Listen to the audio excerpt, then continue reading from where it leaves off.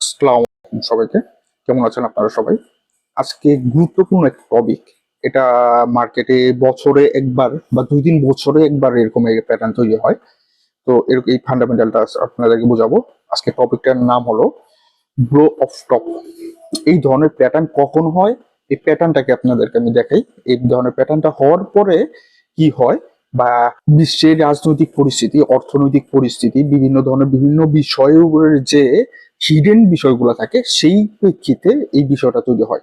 তো এই ধরনের প্যাটার্নটা যখন নাকি আপনারা দেখবেন, তখনই আপনি দেখবেন যে রাজনৈতিক পরিস্থিতি, অর্থনৈতিক পরিস্থিতি, জিডিপি এবং এমপ্লয়মেন্ট রেট, এই ধরনের বিষয়গুলা কি ধরনের ঘটতেছে।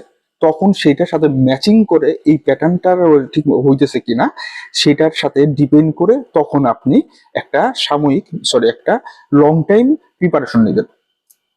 তো এই ধরনের পরিস্থিতিতে আগে আমি আপনাদেরকে প্যাটার্নটা দেখাই। প্যাটার্নটা হলো এরকম, দেখেন এইভাবে এইভাবে মার্কেট উপরে গেছে, যার পরে আবার এখানে আসবে, এইভাবে আসার পরে এরকম কয়েকবার করে হঠাৎ করে মার্কেটটাকে নিচে নামা দিবে। ঠিক আছে, এই বিষয়টাকে বলে, ধরেন যে একটা বেলুনের হঠাৎ করে বেলুনটাকে ফুলতেছে, ফুলতে গেছে, বেলুনটা যদি ব্রাস্ট হয়ে যায় তখন ধাপ করে মনে করেন যে বেলুনের টুকরা করে নিচে পড়ে যাবে। বা ধরুন যে একটা বেলুনের উপর মানুষ আছে, বেলুনটাকে ফুলে উপরে উঠাইতেছে, বাই চান্স যদি বেলুনটা লিক হয়ে যায় বা বেলুনের হাওয়াটা যদি ছেড়ে দেওয়া হয় তখন সেটাকে নিচে পড়ে যাবে, সেটাকে বলে ব্লো দা টপ। এই জন্য এই বিষয়টাকে বলে ব্লো। ঠিক আছে, এইখানে দেখেন আমেরিকায় রিসেশন আসার সম্ভাবনা আছে। এই বিষয়গুলো আমি আগে প্যাটার্নটা জাস্ট 1 মিনিটের বিষয়, তো প্যাটার্নটা দেখে তারপর আমি প্রত্যেকটা জিনিস ডিটেইলে ভাইঙা দেখাইতেছি আপনাদেরকে। প্রত্যেকটা বিষয় ডিটেইলে ভাইঙা দেখাবো। ধরেন যে মার্কেট এখন এই জায়গাতে আছে, ধরে নিলাম যে মার্কেট এখন এই জায়গাতে আছে, আমাদের লাস্ট হাই হলো 109। ঠিক আছে, আর এখন পরিস্থিতি এরকম। তো মার্কেট এখন এই জায়গাতে আছে, এমন একটা পরিস্থিতি হইতে পারে যে যদি মনে করি ব্লো দা টপ হওয়ার সম্ভাবনা থাকে, তাহলে আপনাকে ঠিক এইখান থেকে আগের যে হাইটা ছিল সেই হাইটাকে ভাঙবে, হয় এইখানে এইভাবে ভাঙবে, আর না হলে ধরেন যে এইটা 80-তে আছে, ঠিক এই হাইটাকে ভাঙবে। ডোনাল্ড ট্রাম্প বলতেছে যে খুবই ভালো সময়টা আসতেছে। তো সেই ভালো সময়টা যে কোনো সময় খারাপ সময় হয়ে যেতে পরে, মনে করেন যে ডোনাল্ড ট্রাম্প যে কারো উপরই মনে করেন যে দোষ দিতে পারে, সেই জিনিসটা ভেঙে বলতেছি। তো এইখান থেকে এইখানে যাবে, তারপর হঠাৎ করে সেটাকে এভাবে এভাবে ভাঙে নিচে ফেলিয়ে দিবে, বলবে যে রিসেশনের কারণে এই বিষয়টা ঘটছে, ব্লো দ্য টপের নর্মাল বিষয়। এখন আমাদের নর্মাল চার্টে আমরা চলে যাই। এই যে গতবার, ঠিক আছে, 2 বছর আগের যে চার্টটা দেখেন, এইভাবে এখানে ছিল, তারপরে এখানে মার্কেট নিচে আসছে, তারপর আস্তে আস্তে ধীরে ধীরে আগের টপ হাই, ঠিক আছে, আগের টপ হাইটাকে ভেঙে উপরে গিয়ে আবার ডিরেক্টলি এখানে নিচে নামা নিয়ে আসছে। তো এখন আমাদের আশঙ্কা এই ধরনের বিষয়ের হওয়ার সম্ভাবনা আছে। এইভাবে বাংলাদেশে অন্য কেউ আর ধরে ধরে বোঝায় কিনা আমি জানি না, তবে 2-1 জন আছে। তো এইভাবে এতটা ডিটেলে ভাঙে বাংলাদেশে বা বাংলায় আপনাকে কেউ আর এতটা বোঝাবে না। এই আজকের টপিকটা খুবই ইম্পর্টেন্ট হইতে চাইতেছে, যে বিষয়গুলো আপনারা দেখতেছেন কিন্তু বুঝতেছেন না। ঠিক আছে, দেখতেছেন বা বুঝতেছেন না সেই জিনিসটা দেখাই। সেগুলো হলো নিউজ এবং ফান্ডামেন্টাল। আজকে ক্লাসটাই হলো টোটালি ফান্ডামেন্টাল। তো এইভাবে যাইতেছে, এইখান থেকে মার্কেট এনি টাইম এইভাবে এইভাবে করে আগের যে হাইটা আছে এটাকে ভাঙবে, ভাঙার পরে উপরে যাবে, উপরে যাওয়ার পরে মার্কেটটাকে এইভাবে এভাবে এভাবে এভাবে করে ডিরেক্টলি এইভাবে ফালা দেবে। ঠিক আছে, ফার্স্টে আপনার এই যে রেঞ্জটা, এই রেঞ্জটা যদি ভাঙিয়ে ফেলে, আমার যতদূর ধারণা যে 67 টাচ করার সম্ভাবনা খুবই বেশি। 67 ভাঙার পরে যদি মনে করেন যে এইখানে একটা ক্যান্ডেল, 2টা ক্যান্ডেল, 3টা ক্যান্ডেল, এইভাবে 10, 12, 15, 20 টাকা 1 ঘন্টার ক্যান্ডেল বা 4 ঘন্টার ক্যান্ডেল যদি মনে করেন যে 8-10টা বানায়, তারপরে আবার চান্স থাকবে এইখানে আসার। ঠিক আছে, 57-এ আসার সম্ভাবনা অনেক বেশি থাকবে। তো এইগুলোর পিছনের বিষয় সর্বপ্রথম মাইকেল সেলরের দেওয়া বোঝায়। ডোনাল্ড ট্রাম্পের বিষয়টা খুবই ডিটেল, আরো বেশি বড়। তো মাইকেল সেলর আর সিজের বিষয়টা বলি। তারা বলতেছে যে হোল্ড, আপনার কাছে যত বিটকয়েন আছে হোল্ড করেন। তার মানে আমরা পাইবা নিতেছি যে ক্রিপ্টো অনেক উপরে যাবে। হ্যাঁ, ক্রিপ্টো উপরে যাবে, কিন্তু এখানে ইনডাইরেক্টলি এটা বোঝাইতেছে হোল্ড মানে কি, যে খারাপ সময় আসলেও হোল্ড হোল্ড করেন। মাইকেল সেলর 2-1 দিন পর পর বলতেছে যে হোল্ড করেন, ক্রিপ্টো বিটকয়েনে হোল্ড করেন, সিজেও বলতেছে হোল্ড করেন। তো এর মানে এখানে হিডেন মেসেজটা হলো যে যতটা খারাপ পরিস্থিতিতে যাক না কেন হোল্ড করেন। তার মানে সে মাইকেল সেলর আগে থেকে ইঙ্গিত দিতেছে, ইনডাইরেক্টলি ইঙ্গিত দিতেছে, ডিরেক্টলি বললে তো ওনার নিজেরই সমস্যা হইতে পারে, ইনডাইরেক্টলি ইঙ্গিত দিতেছে যে একটা বড় ধরনের ডাম্প আসতে পারে, সেই ডাম্পেও আপনারা হোল্ড করে রাখবেন আপনাদের কাছে যদি বিটকয়েন থাকে। বিষয়টা কে শেষ। এখন এই ধরনের সম্ভাবনার মেইন বিষয় হলো গিয়ে ডোনাল্ড ট্রাম্প। সেই জিনিসটা আপনাদেরকে ক্লিয়ার করি। ডোনাল্ড ট্রাম্পের নির্বাচনের জয়ের আগ থেকে আমি বলতেছিলাম যে ওনার কারণে মার্কেট একটা ঝামেলা হওয়ার সম্ভাবনা অনেক বেশি, মার্কেট ক্র্যাশ করার সম্ভাবনা বেশি। আপনারা তো তখন বলছেন যে উনি পজিটিভ। যাই হোক, এখন আমি সেটাই বলতেছি। তো মেন বিষয়টা আমি বুঝা বলি। ডোনাল্ড ট্রাম্প যখন নাকি ক্ষমতায় আসার আগে তার মেন কথা কি ছিল? Make America great again. Donald Trump কোন দেশের নাগরিক? আমেরিকার। সে কোন দেশের প্রেসিডেন্ট? আমেরিকার। সে যে সেরাটা করবে কোন দেশের জন্য করবে? বাংলাদেশের জন্য, ইন্ডিয়ার জন্য, পাকিস্তানের জন্য, রাশিয়ার জন্য, ইউরোপের জন্য। সে মেক আমেরিকা গ্রেট অ্যাগেন কাকে গ্রেট করবে? কাকে সেরা বানাবে? আমেরিকাকে। আমেরিকাকে সেরা বানাইতে হলে তাকে কয়েকটা জিনিস করতে হবে। এইখানে এই জিনিসটা দেখেন ক্লিয়ারলি। আমেরিকার টোটাল ঋণ দেখেন 36 ট্রিলিয়ন। আর জনপ্রতি একজন মানুষের পিছনে কত ডলার ঋণ আছে? $1,06,121। তার মানে প্রত্যেকটা মানুষ ঋণের আন্ডারে আছে, তাই না? তো এই জিনিসটা যদি করতে হয়, মেক আমেরিকা গ্রেট অ্যাগেন যদি করতে হয়, তাহলে ডোনাল্ড ট্রাম্পকে কি করতে হবে? এই ঋণটাকে কমাইতে হবে, ফার্স্টের বিষয়। 2 নম্বর বিষয়, মার্কেটটাকে বিটকয়েন রিজার্ভ নিয়ে ক্লিয়ার করে বলতেছি। এটার মেন বিষয়, আজকের বিষয়টার মেন বিষয় হলো বিটকয়েন রিজার্ভের বিষয়টা। বিটকয়েন রিজার্ভ হলে আমাদের কি হবে, মার্কেটের জন্য ভালো না খারাপ, প্রত্যেক যারা রিজার্ভ করবে, যাদের কাছে বিটকয়েন আছে তাদের জন্য ভালো না খারাপ, সেই জিনিসটা আসতেছি ডিটেইলে একটা একটা করে আসি, তাহলে তো বুঝাইতে খুব সহজ হবে। জনপ্রতি যখন নাকি এইখানে এইটা আছে, এই যে ঋণটা, এবং টোটাল যে ঋণ 36 ট্রিলিয়ন, তার মানে তো আমি মাইনাসে আছি। তাহলে আমি কিভাবে গ্রেট হব?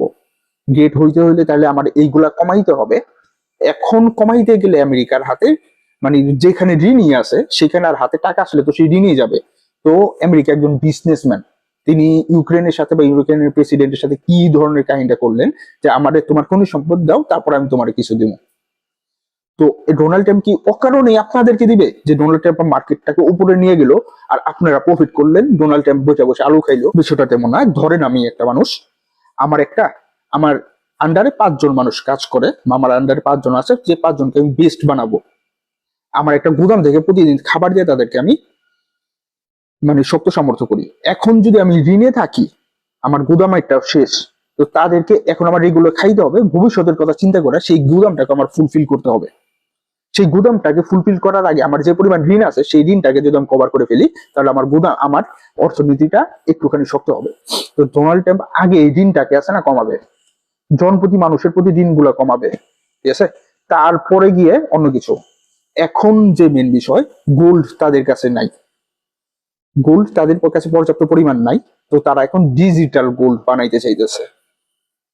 তো ডিজিটাল গোল্ড রিজার্ভ করতে চাইতেছে, ঠিক আছে? স্ট্র্যাটেজিক রিজার্ভ হিসাবে বিটকয়েন এবং ক্রিপ্টোকারেন্সিকে তারা এই জিনিসটাকে বিল পাস করতে চাইতেছে। তো স্ট্র্যাটেজিক রিজার্ভ হিসাবে ক্রিপ্টোকারেন্সিটাকে যদি তারা মানে পাস করায়, তাহলে কি করতে হবে? বিটকয়েনের দাম এখন 90,000-এর মানে এখন তো 86,000, আজকে তো ডাম্প করছে, তো সেটা বিষয় না। ধরে নিলাম যে 90,000 উপরে, 90,000-এর আশপাশে তো আপ ডাউন করতেছে, তাই না? এত উপরে থেকে যদি কেনে, তাহলে আমেরিকার লস নাকি লাভ?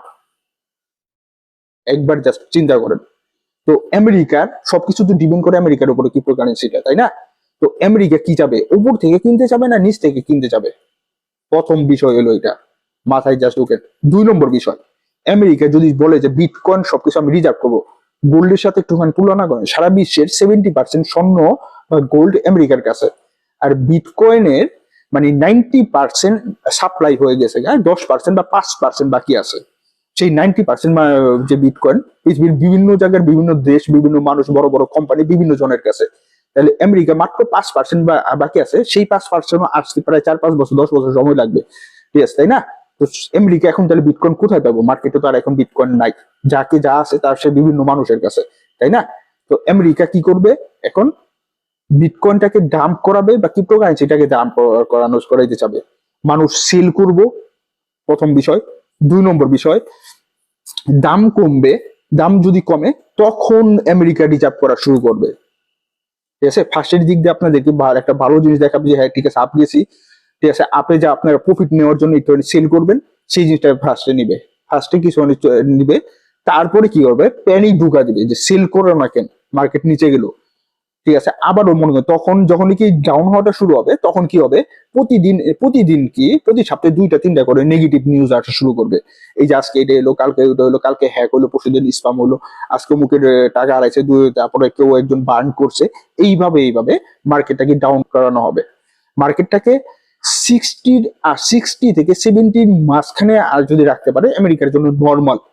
আর যদি 60-ও নিচে আনতে পারে তাহলে সেই জিনিসটা আমেরিকার জন্য সব থেকে বেস্ট। ঠিক সেই সময় আমেরিকা নেওয়া শুরু করবে, আমেরিকা রিজার্ভ করা শুরু করবে। রিজার্ভ করা যখন শুরু করবে, পর্যাপ্ত পরিমাণ রিজার্ভ যখন হবে, তখন মনে করেন যে মার্কেটে আবার বুল হওয়া শুরু করবে, মার্কেটের জন্য পজিটিভ, তাই না? এখন আপনার বলতে পারেন ভাই আচ্ছা ঠিক আছে, ধৈর্য নিলাম যে মার্কেট 50-র আশপাশে এসে বললো বিটকয়েন, তারপরে তো আবার পাম্প করবে, তারপরে তো আবার বুল মার্কেট আসবে, তাই না? তার মানে তো যাক, ভবিষ্যৎ আবার ভালো।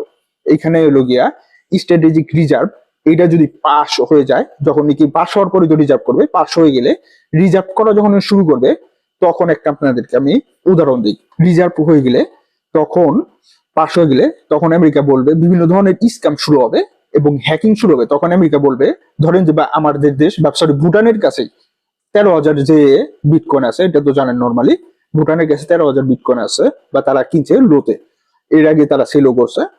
তখন ভুটানে বলবে, নর্মালি আর কি ভুটানের উদাহরণটা দিতেছি, যে ভুটানে বলবে যে তোমার কাছে আছে, দেখো যে ধরনের উত্তর কোরিয়া হ্যাকিং করতেছে, নানান ধরনের হ্যাকিং করে দিতেছে, নানা দেশের নানান স্ক্যাম হইতেছে, আমাদের দেশের যে রিজার্ভ করছি আমরা, হলো সব থেকে স্ট্রং সিকিউরিটি সিস্টেম, আমাদের দেশের এইখানে তোমরা রিজার্ভে রাখো, আমাদের এখানে রিজার্ভে রাখলে প্রতি বছর তোমরা কিছু বেনিফিট পাই, বা প্রতি মাসে তোমাদের এটা থেকে বেনিফিট আসবে, এবং তোমার যে বিষয় যে জিনিসটা আছে, বিটকয়েনটা আছে বা ক্রিপ্টোটা আছে, সেটা সেভও থাকবে। এইভাবে বিভিন্ন দেশকে হয় সুন্দরভাবে নিয়ে আসবে, না হলে মনে করো যে ভয় দেখা নিয়ে আসবে, না হলে বাধ্য করে নিয়ে আসবে, না হলে মনে করো যে এই যে ব্যবসায়িক যে যুদ্ধ, ঠিক আছে, বিজনেস ওয়ার, বা মনে করো যে ট্যারিফ ওয়ার, বিভিন্ন ভাবে বিভিন্ন পন্থায়, ঠিক আছে, হয় জোর করে হইলেও তারা মানুষের ইগুলাকে তাদের এখানে রাখাইতে বাধ্য করবে। তো ফ্রান্সের যে বিষয়টা হয়েছিল দ্বিতীয় বিশ্বযুদ্ধের সময়, আমেরিকা ফার্স্টেই করলো যে আচ্ছা ঠিক আছে, অসুবিধা নেই, তোমাদের যে অস্ত্র যখন শেষ, টাকা যখন শেষ, যুদ্ধ তো চালা যাইতে হবে, এক কাজ করো, তোমাদের কাছে যে গোল্ড আছে, আমেরিকা ফার্স্টে সুন্দরভাবে ভালো জিনিস দেখায়, পরে খারাপ জিনিসটা দেখায়। ফার্স্টে বলে নাই যে তোমরা গোল্ড দিয়ে আমাদের কাছে অস্ত্র কিনো, ওরা বলছে যে আমাদের দেশে তোমাদের গোল্ড গুলাকে রিজার্ভে রাখো, সেই রিজার্ভে রাখার কারণে আমরা তোমাকে অস্ত্র দিয়েছি, নেক্সট টাইম যখন কি অস্ত্রগুলোর দাম তোমাদের কাছে আসবে বা টাকা আসবে, তখন তোমরা টাকা পরিশোধ করবে, আমরা তোমাদের গোল্ড গুলাকে ফিরিয়ে দিব। এটাই ছিল ফার্স্টের লজিক। এই বিষয়টা কেউ তুলে ধরে না বা দেখায় না। কিছু গুরুত্বপূর্ণ বইগুলা অতীতের ইতিহাসে এই ছোটখাটো ইঙ্গিত পাইবেন, ঠিক আছে? তো এইভাবেই মানে সে ইউরোপের গোল্ড গুলা কিনেছে।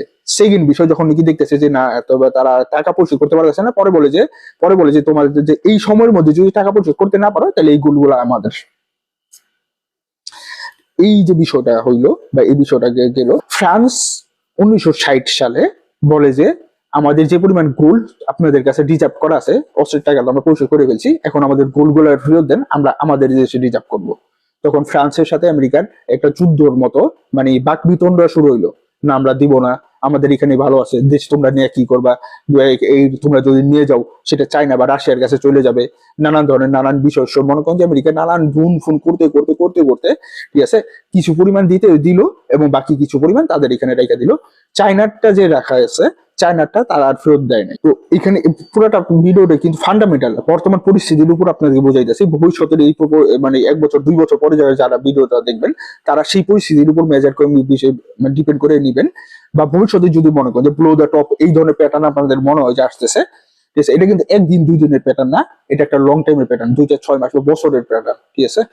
ফ্রান্সের এই বিষয়টা যাওয়ার পরে সেকেন্ড আরেকটা সমস্যায় পড়লো, যখন এই বিভিন্ন দেশ দাবি করা শুরু করলো এবং আমেরিকার কাছ থেকে তাদের স্বর্ণ নেওয়া শুরু করে নিয়ে গেল রিজার্ভের স্বর্ণ, তখন আমেরিকা আরেকটা কাহিনী করলো, যে দেখলো যে তাদের দেশের নাগরিকদের কাছে হিউজ পরিমাণ স্বর্ণ আছে, তারা তাদের নাগরিকদেরকেও ব্ল্যাকমেল করা শুরু করলো।